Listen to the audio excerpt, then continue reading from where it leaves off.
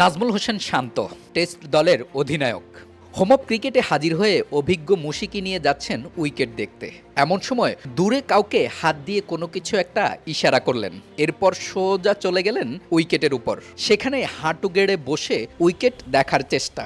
নাজমুল হোসেন শান্ত যখন উইকেট দেখছিলেন সে সময় উইকেটে হাজির হলেন কিউরেটর বদিউল আলম খোকন। তার সাথে চলল দীর্ঘ আলাপ। টেস্টের আর মাত্র ২৪ ঘন্টারও কম সময় বাকি। এই সময়টায় যত বেশি উইকেট সম্পর্কে জানা যাবে, যত বেশি ধারণা নেওয়া যাবে, ততই প্রথম টেস্টের টসের সিদ্ধান্ত নেওয়ার জন্য পরিষ্কার ধারণা পাওয়া যাবে।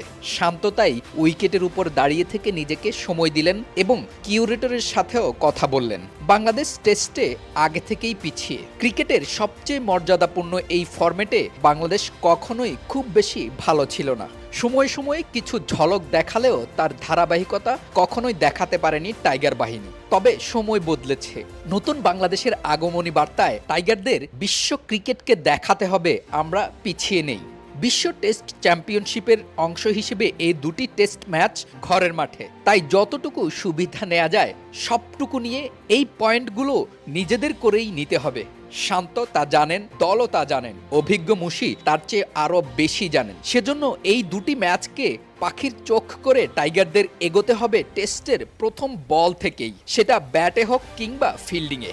এই দুটি টেস্ট ম্যাচ যে জয়ের বিকল্প আর কিছুই হতে পারে না।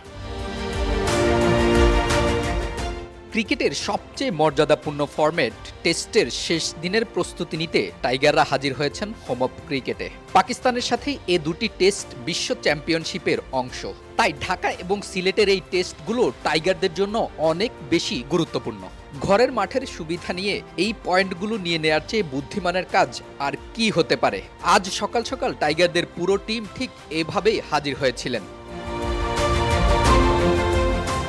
আর ঠিক ২৪ ঘন্টারও কম সময় বাকি পাকিস্তানের সাথে প্রথম টেস্ট মাঠে গড়াতে। তার আগে বলা চলে দলের দুই গুরুত্বপূর্ণ পিলার মাঠে এসেছেন উইকেট পর্যবেক্ষণ করতে। মুশফিকুর রহিম ১০১তম টেস্ট খেলতে নামবেন, দলের সবচেয়ে গুরুত্বপূর্ণ এবং সিনিয়র সদস্য।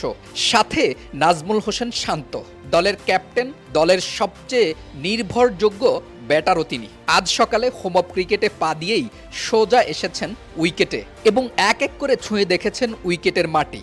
টসের আগে বুঝতে হবে ঠিক কেমন আচরণ করবে উইকেট, আর তার উপর ভর করেই সিদ্ধান্ত নিতে হবে ব্যাটিং না বোলিং।